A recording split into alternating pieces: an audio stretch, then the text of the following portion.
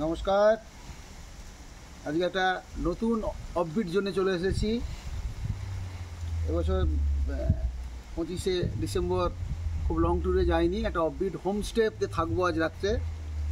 আজকাল দুদিনের প্রোগ্রাম করেছি ব্যস্ততার মধ্যে। তো আমরা যেখানে এসেছি জায়গাটা দারুণ পরিবেশ, এখানে যা কিছু খেতে চান একদম, এখানে নিজস্ব সবজি, নিজস্ব পুকুরের মাছ, দেশি মুরগি, খাসি মাংস যা পাবেন সব রয়েছে, সব ফার্ম হাউসের মতো। তো এখানকার যে কেয়ারটেকার আমাদের একটা ইয়ং ছেলে, এই আমাদের হচ্ছে যে কনচুং ফু থেকে নিয়ে এসেছি আমাকে জায়গাটা দেখাতে, এর সঙ্গে মাছ ধরতে বেরিয়েছি। কনচুং ফু এদিকে একটু হাই করে দাও। এখানে হচ্ছে কনচুং ফু, হেভি ছেলে, বেশ দেখছেন, চাইনিজ ছেলে এখন হিন্দুস্তানি হয়ে গেছে।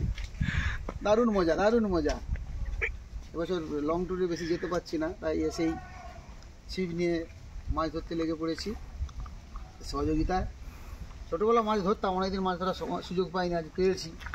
আমরা একটা হোমস্টেতে থাকবো, দারুণ পরিবেশ, একদম প্রাকৃতিক পরিবেশে, জমজমাটি ব্যাপার।